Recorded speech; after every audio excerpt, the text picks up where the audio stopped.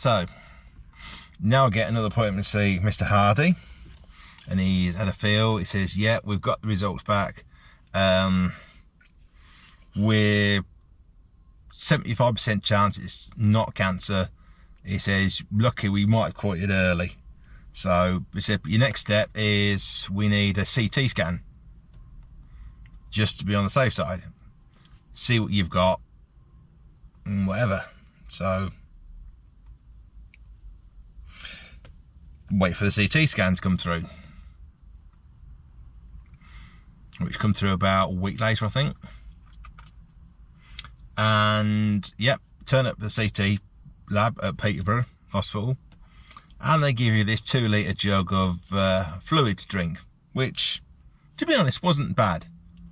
It was a nice anisey flavour, but the problem is it takes about an hour to purge through your system, and you've got to try and keep as much of this in as you can. So bear in mind, I'm pissing air, I've got bowels that ache like buggery, and you've got to try and keep this fluid in. So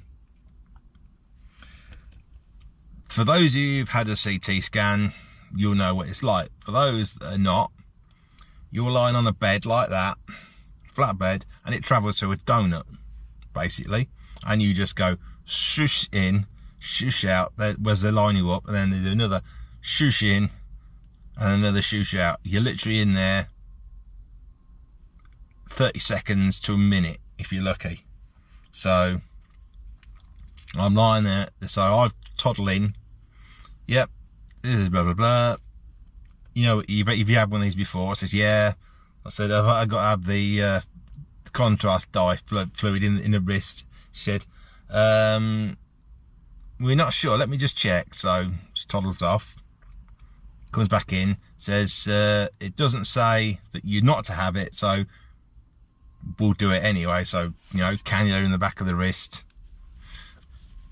you know, stick this contrast dye in. So I'm lying there like that in a toner with my hands behind my head,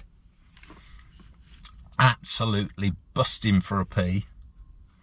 And so shoosh, in and out. Yep, that's fine. So the nurse comes out, undoes the drip, takes the cannula out, says, yeah, just hold that on there for a minute while I tape it up. Tapes it up. She steps around the right hand side of this bed. I nearly knock her flying because I'm just about to piss myself, you know, not knowing whether I'm going to piss or fart out of it. So that goes off. Yeah, getting the point with Mr. Hardy 2 weeks later after that. He says, yep, we've had a good look at it. It's looking very, very much like diverticulitis. And there should be a description of diverticulitis coming up. So, diverticulitis is basically an inflammation of one of the pouches of your large bowel. Now, most people think the colon or a large bowel is just a tube. It's not. It's like that black corrugated pipe you see, and your food pulsates through it. Now, on the description, on the picture here, you see that the large bowel is the pinkish one. You follow it all the way around to the right hand side where it comes round to the left, then drops down. Mine was in the sigmoid where it drops down. So basically what happened is the pouch had got infected and dropped down, and then the infection set in and moved to the next pouch. Because it couldn't clear the infection, it got bigger and bigger and bigger. That was the problem I had. Yeah, so they were going with diverticulitis, and they said if, and this says it is a big if, because it doesn't look like it, if it is cancer, we've got it very, very early and it hasn't spread. It says, right, we just want one more test from you. It says, and it's a sigmoidoscopy. Now, a sigmoidoscopy is virtually the same as a colonoscopy, but with a colonoscopy they go all the way around your large colon. A sigmoidoscopy only goes up about that much up your rear end. If I can get this to line up, there we go.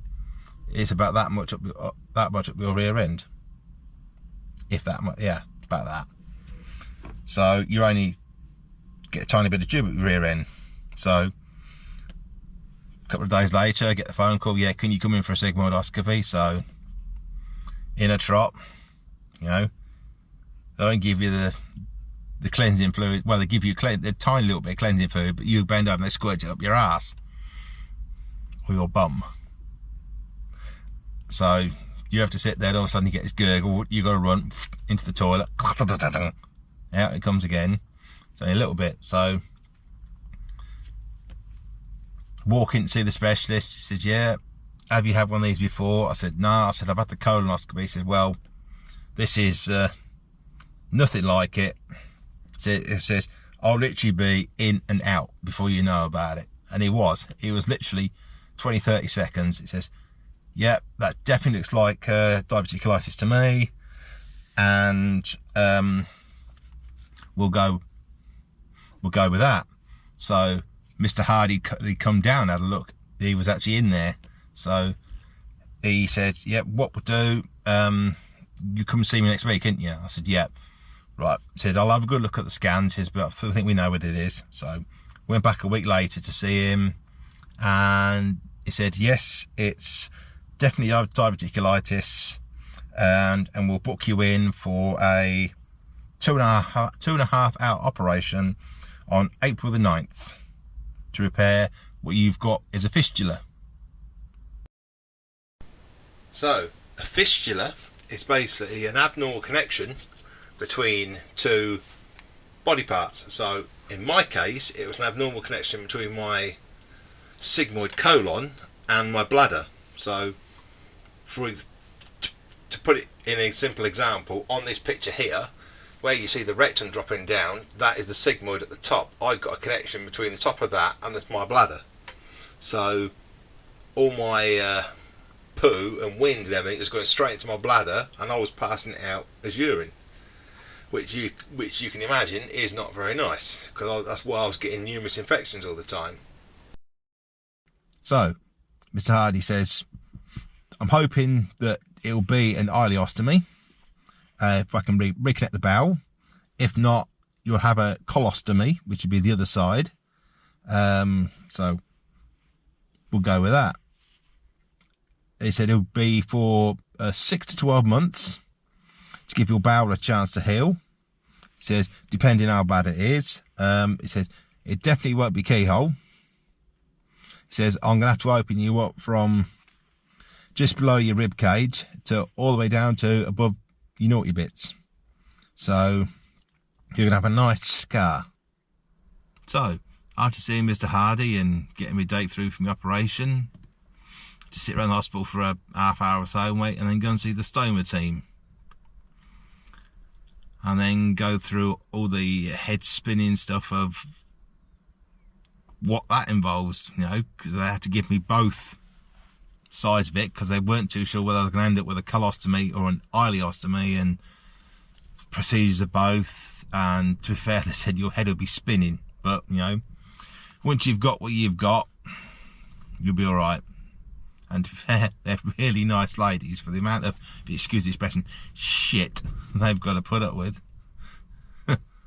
Yeah, I've seen a few of them, you know, Gainer a couple of times on the outpatients clinic, and Michaela, you know, Michaela was in there 3 or 4 times while staying in the hospital to clean it out for me and show me how to do it all. Yeah, utter respect for them ladies, for the job they've got to do.